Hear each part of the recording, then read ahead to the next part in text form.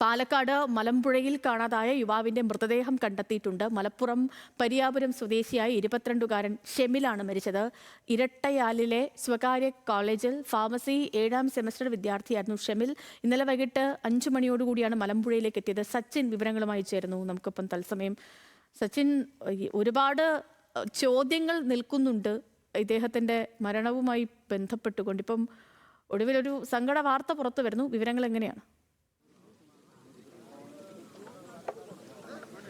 സേതു, അതുതന്നെയാണ്. കാരണം പാലക്കാട് നിന്നും അതീവ ദുഃഖകരമായ ഒരു വാർത്ത തന്നെയാണ് ഇപ്പോൾ നൽകാൻ വേണ്ടി സാധിക്കുന്നത്. ഇന്നലെ വൈകിട്ടോടു കൂടിയാണ് മലമ്പുഴയിൽ 12ഓളം വിദ്യാർത്ഥികൾ, പാലക്കാട് ഇരട്ടയാലിലെ ഒരു സ്വകാര്യ കോളേജിലെ 12ഓളം വിദ്യാർത്ഥികൾ ഇന്നലെ വൈകിട്ടോടു കൂടിയാണ് മലമ്പുഴ ഡാമിലേക്ക് കുളിക്കാൻ വേണ്ടി എത്തിയത്. തുടർന്നായിരുന്നു ഈ ഷെമിൽ എന്ന 22 വയസ്സുകാരൻ അപകടത്തിൽപ്പെടുന്നത്. മലപ്പുറം തിരൂർ സ്വദേശിയാണ് ഷെമിൽ. ഇന്നലെ വൈകിട്ടോടുകൂടെ ഷെമിൽ ഈ മുങ്ങിത്താഴുകയാണ് ഉണ്ടായിട്ടുള്ളത്. ഉടൻ തന്നെ കൂടെ ഉണ്ടായിരുന്ന വിദ്യാർത്ഥികളെല്ലാം നാട്ടുകാരെയും അതേപോലെ തന്നെ പോലീസിനെയും ഫയർഫോഴ്സിനെയും വിവരം അറിയിക്കുകയായിരുന്നു. ഉടൻ തന്നെ ഇന്നലെ വൈകിട്ട് 6 മണിയോടുകൂടെ തന്നെ തിരച്ചിൽ ആരംഭിച്ചിരുന്നു. എന്നാൽ രാത്രി പ്രതികൂല കാലാവസ്ഥയും അതേപോലെ തന്നെ വെളിച്ചമില്ലായ്മയും കാരണം ഈ തിരച്ചിൽ നിർത്തിവെക്കുകയായിരുന്നു. ഇന്ന് രാവിലെയോടുകൂടിയാണ് വീണ്ടും തിരച്ചിൽ പുനരാരംഭിച്ചത്. പാലക്കാട് നിന്നെത്തിയ ഫയർഫോഴ്സ് സംഘത്തിന്റെയും അതേപോലെ തന്നെ മലമ്പുഴ പോലീസിന്റെയും ഒക്കെ നേതൃത്വത്തിലായിരുന്നു തിരച്ചിൽ ആരംഭിച്ചത്.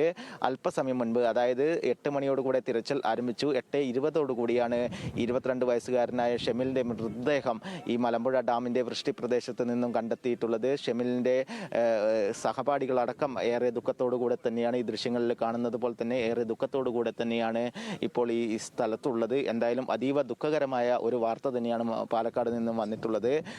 മഴക്കാലമായതോടുകൂടെ തന്നെ ഇത്തരത്തിൽ ജലാശയങ്ങളിൽ ഇറങ്ങുന്നതും അതേപോലെ തന്നെ മറ്റ് പുഴകളിലും മറ്റ് ജലസ്രോതസ്സുകളിലെല്ലാം ഇറങ്ങുന്ന ആളുകളെല്ലാം തന്നെ ശ്രദ്ധിക്കണം. കാരണം പ്രതികൂലമായ ശക്തമായ മഴകളൊക്കെ പെയ്തുകൊണ്ടിരിക്കുകയാണ്. ആ സമയത്ത് തന്നെയാണ് മലമ്പുഴയിലെ അപകട മേഖലയായിട്ടുള്ള ഈ പ്രദേശത്ത് നിന്നും ഇത്തരത്തിലൊരു ദുഃഖകരമായ വാർത്ത ഇന്ന് നമുക്ക് നൽകാൻ വേണ്ടി സാധിക്കുന്നത്. സേതു. ഓക്കെ സച്ചിൻ, ശരി. വളരെ സങ്കടകരമായ വാർത്തയാണ് പാലക്കാട് നിന്ന് വന്നത്.